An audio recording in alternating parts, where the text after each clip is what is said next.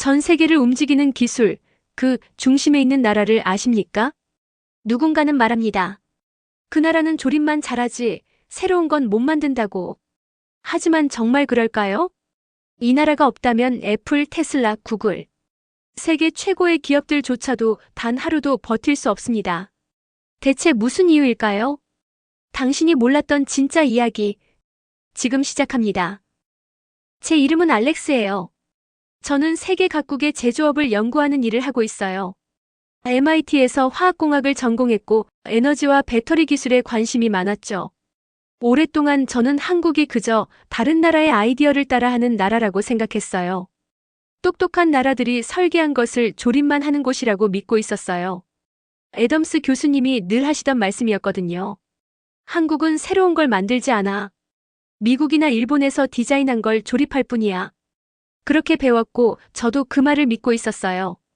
뉴욕 사무실에서 서울의 고층 빌딩 사진을 보면서도 여전히 그렇게 생각하고 있었죠. 그런데 어느 봄날 아침 제 모든 생각을 바꿔놓을 한 통의 이메일을 받았어요. 한국으로 이사간 친구 진이 보내온 메시지였어요. 배터리 혁명이 여기서 일어나고 있어. 내가 직접 와서 보면 깜짝 놀랄 거야. 배터리가 뭐 그렇게 대단할 게 있나? 사실 별로 관심이 생기지 않았어요. 하지만 왠지 모르게 호기심이 생겼어요. 그래서 저는 비행기 표를 끊었죠. 뉴욕에서 서울까지 가는 길은 길었어요. 무려 14시간이나 걸렸죠.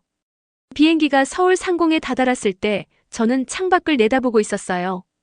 강이 도심을 가로지르고 산들이 저 멀리 솟아 있었어요. 도시의 풍경은 현대적이면서도 어딘가 전통적인 느낌을 동시에 가지고 있었죠. 다음 날 한국에서의 첫 일정은 LG 에너지 솔루션이라는 배터리 회사 방문이었어요. 공장 규모가 어마어마했어요. 축구장 10개를 붙여놓은 것 같았죠. 여기가 바로 마법이 일어나는 곳이야. 진이 말하며 저에게 흰색 방진복을 건넸어요. 공장 내부로 들어가자 모든 것이 반짝반짝 빛나고 있었어요. 바닥은 먼지 한 톨 없이 깨끗했고 로봇들이 조용히 움직이며 자재를 나르고 있었죠. 연구원들은 컴퓨터 앞에 앉아 데이터를 확인하고 있었고요.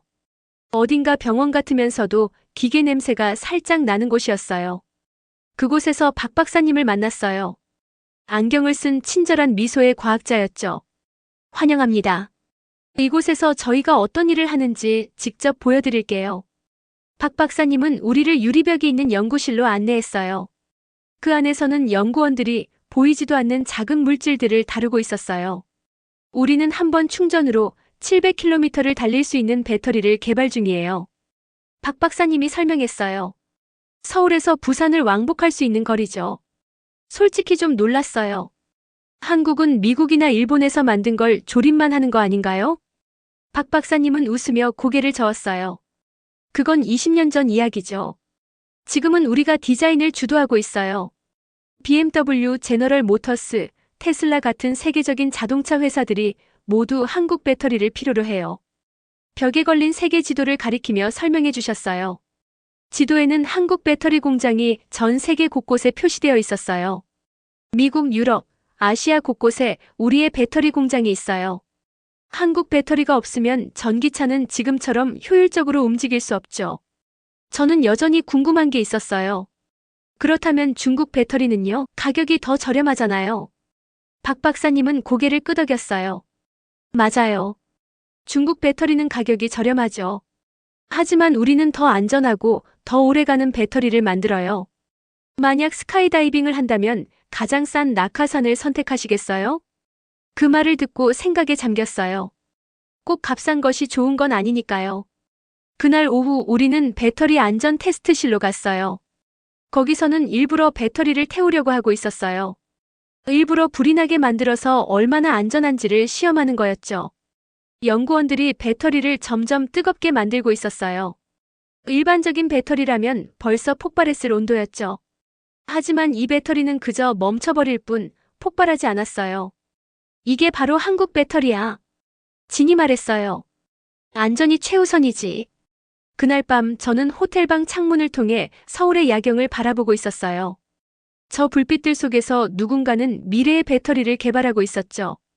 전기차뿐만 아니라 태양광 발전을 위한 에너지 저장 장치, 심지어 우주 탐사용 배터리까지도 말이에요. 저는 노트를 꺼내 적었어요. 한국에서의 첫째 날, 내가 그동안 한국을 잘못 알고 있었던 것 같다. 이들은 단순한 조립자가 아니다. 어쩌면 진짜 혁신을 이끌고 있는지도 모른다. 아침 햇살이 호텔 창문으로 쏟아지고 있었어요. 저는 한국에서의 둘째 날을 준비하고 있었죠. 전날 본 것들이 기대 이상이라서 오늘은 또 어떤 걸 보게 될까 기대하고 있었어요. 아침 일찍 진이 저를 데리러 왔어요. 오늘은 SK 이노베이션에 가볼 거야. 한국의 또 다른 대형 배터리 회사지. 차를 타고 가는 길에 문득 눈에 띄는 게 있었어요.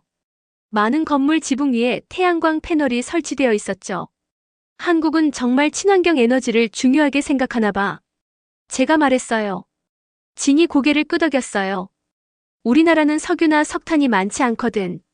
그래서 에너지를 똑똑하게 써야 해. 그런 이유 때문에 배터리 기술이 이렇게 발전한 거지. SK 이노베이션 건물은 LG 공장과는 달랐어요. 대학 캠퍼스처럼 여러 개의 작은 건물들이 있고 그 사이에 녹지가 펼쳐져 있었어요. 입구에서 친절한 미소의 김 엔지니어를 만났어요. 연구소에 오신 걸 환영합니다. 김 엔지니어가 반갑게 인사했어요. 오늘 아주 특별한 걸 보여드릴게요. 우리는 넓은 실험실 같은 곳으로 안내받았어요. 영화 속에 나오는 과학 연구실 같았죠. 그 중앙에는 투명한 상자 안에 작은 납작한 배터리가 놓여 있었어요. 이 배터리는 기존 배터리와 전혀 다릅니다. 김 엔지니어가 설명했어요. 10분 만에 충전이 끝나고 한 번 충전으로 500km를 달릴 수 있죠. 저는 깜짝 놀라 눈을 크게 떴어요. 그거 주유소에서 기름 넣는 것보다 빠른데요? 김 엔지니어가 웃으며 고개를 끄덕였어요. 맞아요. 그리고 이건 이미 개발이 끝난 기술이에요. 꿈이 아니라 현실이죠. 궁금한 게 생겼어요. 그런데 한국은 어떻게 이렇게 배터리 기술이 발전한 거죠? 저는 미국이나 일본이 더 앞서 있다고 생각했는데요. 김 엔지니어가 잠시 생각하더니 대답했어요. 20년 전 한국 기업들은 배터리가 미래 산업에서 중요해질 거라고 믿었어요. 다른 나라들이 스마트폰 화면을 더 크게 만들고 자동차 속도를 높이는 데 집중할 때 우리는 조용히 더 나은 배터리를 연구했죠. 그는 벽에 걸린 타임라인을 가리켰어요. 한국 배터리 기술이 해마다 발전해온 과정이 표시되어 있었어요. 어떤 한 가지 혁신이 아니라 수천 번의 작은 개선이 쌓여 만들어진 결과입니다. 더 좋은 소재를 개발하고 더 안전한 설계를 연구하고 그런 일들을 하루하루 해마다 반복해왔죠. 다음으로 우리는 배터리를 극한 상황에서 테스트하는 실험실로 갔어요. 어떤 배터리는 남극보다 더 차가운 온도에서 얼려지고 있었고 어떤 배터리는 지진이 난 것처럼 심하게 흔들리고 있었어요. 자동차는 사막 같은 더운 곳에서도 얼어붙는 산 속에서도 운행해야 하죠. 그래서 우리 배터리는 어떤 환경에서도 완벽하게 작동해야 합니다. 김 엔지니어가 설명했어요. 저는 점점 한국 배터리가 왜 특별한지 이해할 수 있을 것 같았어요. 단순히 성능이 좋은 게 아니라 안전성과 신뢰성까지 갖추고 있었던 거예요. 점심을 먹고 난 후 우리는 세계 지도가 가득한 방으로 갔어요. 여러 대의 컴퓨터 화면에는 각국에서 배터리 원자재를 수급하는 모습이 실시간으로 표시되고 있었어요. 배터리를 만들려면 리튬, 코발트 같은 희귀 금속이 필요해요. 이 팀을 담당하는 이 실장이 설명했어요. 이런 원자재들은 호주, 칠레, 콩고 같은 나라에서 나죠. 우리는 이 나라들과 협력해서 필요한 재료를 확보하고 있어요. 지도를 유심히 보니 한국 배터리 회사들이 생각지도 못했던 나라들에까지 뻗어 있더군요. 지금 우리 회사는 23개국과 협력하고 있어요. 이 실장이 자랑스럽게 말했어요. 한국 배터리 기업은 이제 세계적인 기업이에요. 오후가 되자 머릿속이 새로운 정보로 가득 찬 느낌이었어요. 그런데 진이 마지막으로 한 곳을 더 보여주고 싶다고 했어요. 우리는 샘성 SDI라고 적힌 커다란 건물로 갔어요. 한국에서 세 번째로 큰 배터리 회사야. 진이 설명했어요. 그곳에서 윤 박사를 만났어요. 그는 전고체 배터리라는 걸 연구하고 있었어요. 지금 쓰는 배터리는 액체 전해질을 사용하지만 우리가 개발하는 건 고체 재료를 사용해요. 윤 박사가 설명했어요. 이렇게 하면 더 안전하고 성능도 훨씬 좋아지죠. 그는 두 개의 배터리를 나란히 보여줬어요. 겉보기엔 별 차이가 없어 보였지만 윤 박사는 확신에 차 있었어요. 이게 미래입니다. 그는 조용히 말했어요. 그리고 한국이 그 미래를 이끌고 있어요. 삼성을 떠날 때쯤 해가 지고 있었어요. 하늘이 주황빛과 분홍빛으로 물들고 있었죠. 저는 마치 새로운 세상을 본 기분이었어요. 그날 밤 저는 지도 교수님이셨던 애덤스 교수님에게 전화를 걸었어요. 선생님, 믿기 힘드시겠지만 한국의 배터리 기술은 놀라워요. 그냥 따라가는 게 아니라 세계를 선도하고 있어요. 애덤스 교수님은 여전히 의심스러워하는 목소리였어요. 정말 확신하나? 난 아시아 국가들은 제조는 잘해도 혁신은 어렵다고 가르쳐왔는데 제가 직접 보고 있어요. 저는 단호하게 말했어요. 우리가 생각을 바꿔야 할 때인 것 같아요. 전화를 끊고 저는 노트에 적었어요. 한국에서의 둘째 날, 이 나라는 단순히 배터리를 만드는 게 아니었다. 세상이 에너지를 사용하는 방식을 바꾸고 있었다. 그런데 아직도 대부분의 사람들이 이 사실을 모르고 있다. 한국에 온 지 일주일쯤 되었을 때 예상치 못한 일이 벌어졌어요. 호텔에서 아침을 먹고 있는데 진이 다급한 목소리로 전화를 걸어왔어요. 뉴스 좀 틀어봐. 큰일이야. 급히 TV를 켜고 영어 뉴스 채널을 찾았어요. 화면에 뜬 제목을 보고 가슴이 철렁 내려앉았어요. 한국산 배터리를 사용한 전기차, 세 나라에서 화재 발생. 기자는 5대의 전기차가 주차 중에 불이 났다고 설명하고 있었어요. 다행히 인명피해는 없었지만 사람들은 불안해하고 있었죠. 차량들은 모두 한국 기업의 배터리를 사용한 모델이었어요. 저는 바로 진에게 다시 전화했어요. 이거 심각한데? 대체 무슨 일이야? 20분 안에 데리러 갈게. LG에서 긴급회의가 열리는데 우리도 참석해도 된대. LG 본사에 도착하자 며칠 전 방문했을 때와는 완전히 다른 분위기가 느껴졌어요. 직원들은 바쁘게 오가고 있었고 모두 심각한 표정이었어요. 차분하고 정리된 느낌이 사라지고 긴장감이 감돌고 있었어요. 회의실에는 50명 정도가 모여 있었어요. 전에 만났던 박 박사님도 계셨죠. 우리는 뒷자리에 조용히 앉았어요. 화재 원인을 밝혀냈습니다. 박 박사님이 단호한 목소리로 말했어요. 배터리 제조 과정에서 아주 작은 금속 조각이 일부 배터리 셀 안으로 들어갔어요. 이 배터리가 여러 번 충전과 방전을 반복하면서 내부가 손상되었고 결국 단락이 발생한 겁니다. 한 남성이 손을 들고 물었어요. 그럼 문제가 있을 가능성이 있는 배터리는 몇 개인가요? 지난달 생산한 300만 개 중 약 2,000개입니다. 박 박사님이 답했어요. 이미 문제가 된 배터리가 어느 공장에서 생산됐고 어느 차에 장착되었는지도 확인했어요. 저는 놀랐어요. 이렇게 빠르게 원인을 파악하고 문제를 추적해내다니 대단했어요. 하지만 이제부터가 중요했죠. 어떻게 해결할 것인가? 3가지 조치를 즉시 실행하겠습니다. 박 박사님이 계속 말했어요. 첫째, 해당 배터리를 장착한 차주들에게 바로 연락합니다. 둘째, 배터리 관리 소프트웨어를 업데이트해서 이상 징후를 조기에 감지할 수 있도록 합니다. 셋째, 문제가 있는 배터리는 전부 교체할 겁니다. 회의실은 즉시 움직이기 시작했어요. 팀별로 나뉘어 각자 맡은 역할을 준비하고 있었어요. 진이 제게 몸을 숙여 속삭였어요. 이건 정말 큰 위기야. 만약 잘못 대응하면 사람들은 한국 배터리를 신뢰하지 않게 될 거야. 그 후 3일 동안 저는 한국 배터리 회사들이 문제를 해결하는 과정을 직접 지켜봤어요.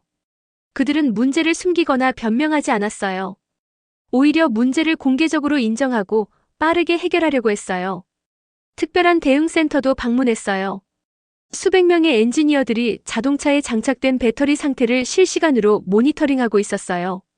전 세계의 배터리를 하나하나 점검하고 있었죠. 송 엔지니어가 설명해줬어요. 우리는 우리가 만든 모든 배터리의 상태를 실시간으로 확인할 수 있어요. 만약 이상 징후가 감지되면 차주에게 경고를 보낼 수도 있죠. 4일째 되는 날 놀라운 일이 벌어졌어요. 문제를 해결하는 것에서 그치지 않고 한국 배터리 기업들은 새로운 안전 기술을 발표했어요. 기자회견에서 박 박사님이 새로운 배터리 설계를 공개했어요. 이번 일을 계기로 3가지 추가 안전 장치를 개발했습니다. 박 박사님이 설명했어요. 배터리 내부에 문제가 생기더라도 불이 나기 전에 자동으로 작동을 멈추도록 설계했습니다. 기자들은 날카로운 질문을 쏟아냈지만 박 박사님은 솔직하고 자신감 있게 답변했어요. 위기 속에서도 한국 배터리 기술에 대한 확신이 느껴졌어요. 그날 오후 진과 함께 작은 실험실을 방문했어요. 연구원들이 새로 개발한 안전기술을 테스트하고 있었어요. 일부러 배터리를 손상시켜도 안전 시스템이 제대로 작동하는지 확인하는 실험이었죠. 한 연구원이 웃으며 말했어요. 한국에는 이런 말이 있어요. 위기는 기회다. 이번 일이 우리를 더 나은 배터리를 만들도록 밀어붙였죠. 정말 그랬어요. 한국 기업들은 위기를 변명으로 넘기지 않았어요. 오히려 이 기회를 이용해 더 나은 기술을 만들어내고 있었어요. 일주일 후 전 세계 자동차 회사들이 발표했어요. 한국 배터리를 계속 사용할 것이며 오히려 주물량을 늘리겠다고요. 놀랍지 않아? 제가 진에게 물었어요. 이 사건이 한국 배터리 업계의 치명타가 될 줄 알았는데. 진이 고개를 저었어요. 사람들은 정직함과 신속한 대응을 존중해. 한국 기업들은 문제를 숨기지 않았고 전 세계가 보는 앞에서 해결했어. 그게 중요한 거야. 그날 저녁 우리는 작은 식당에서 비빔밥을 먹고 있었어요. 밥 위에 갖가지 채소와 계란을 올려 비벼 먹는 음식이었죠. 진이 웃으며 말했어요. 한국 배터리는 이 비빔밥 같아. 여러 가지 기술을 조합해서 더 완벽한 결과물을 만들어내는 거지. 저는 웃었지만 그 말이 정말 맞는 것 같았어요. 한국 배터리의 성공은 한 가지 혁신이 아니라 수많은 작은 개선과 노력의 결합이었어요. 그날 밤 노트에 적었어요. 한국에서의 열흘째 이들은 문제를 정직하게 해결했고 오히려 더 나은 기술을 만들어냈다. 아마도 이것이 한국이 배터리 혁명을 주도하는 진짜 이유일지도 모른다. 한국에서의 마지막 견학은 한 연구소였어요. 거대한 건물 외벽에 K배터리 미래센터라는 글씨가 적혀 있었어요. 그 안에서는 한국 배터리가 전 세계에서 어떻게 사용되고 있는지를 보여주는 전시가 진행되고 있었어요. 런던의 전기버스, 호주의 태양광 발전소, 심지어 인공위성까지 한국 배터리가 동력을 제공하고 있었어요. 한국 배터리가 이렇게 많은 곳에서 쓰이고 있는지 몰랐어. 저는 감탄하며 말했어요. 진이 고개를 끄덕였어요. 대부분의 사람들은 몰라. 한국이 만든 것들이 정당한 평가를 받지 못하는 경우가 많아. 우리는 한 전시물 앞에 멈춰 섰어요. 미래 예측 타임라인이 있었어요. 2030년까지 한국의 전고체 배터리가 전기차의 주행거리를 2배로 늘릴 것이라는 예측이 적혀 있었고 2040년에는 초소형 배터리가 인체 내 의료기기를 구동할 수 있을지도 모른다고 되어 있었어요. 정말 이렇게 될 거라고 생각해? 제가 물었어요. 진은 확신에 차서 말했어요. 이미 연구가 진행 중이야. 우리는 현실로 만들고 있어. 건물을 나서면서 저는 기대감과 아쉬움이 동시에 들었어요. 한국에서의 배터리 탐험이 끝나가고 있었지만 배운 것이 너무 많았어요. 여기까지 데려와줘서 고마워, 진. 저는 말했어요. 이제 집에 가서 내가 본 걸 모두에게 이야기할 거야.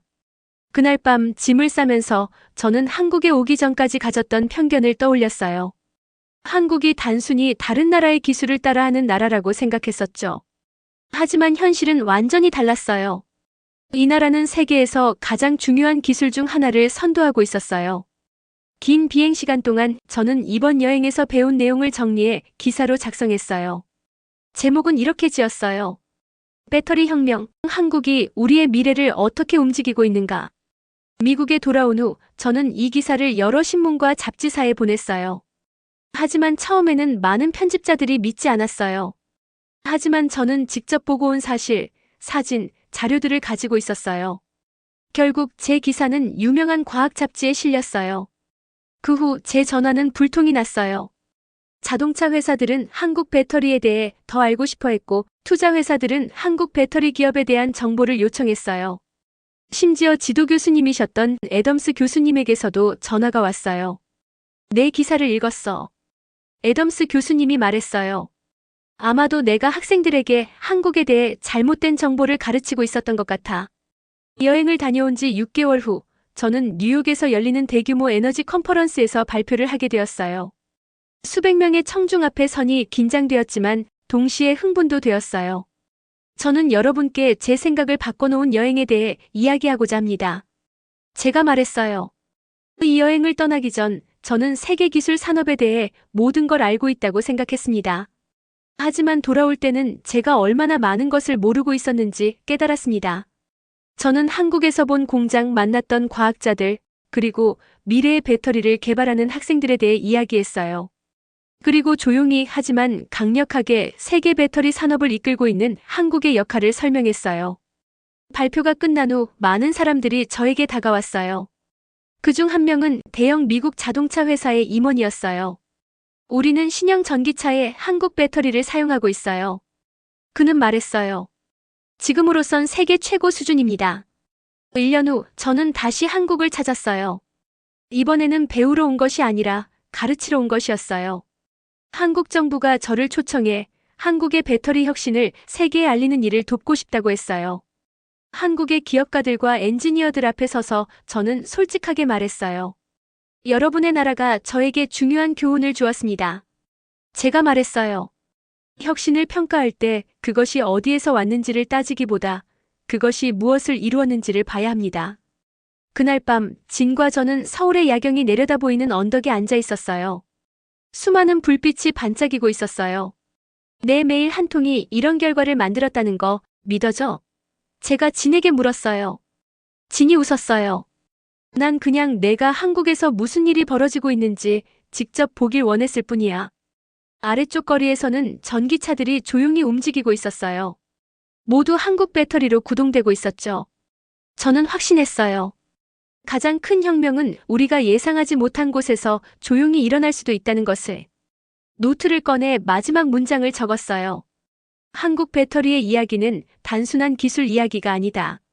우리가 쉽게 간과하는 혁신에 대해 다시 생각하게 만드는 이야기다. 우리의 눈을 열고 열린 마음으로 변화를 받아들이는 법을 배워야 한다. 그리고 배터리 혁명은 지금도 계속되고 있다.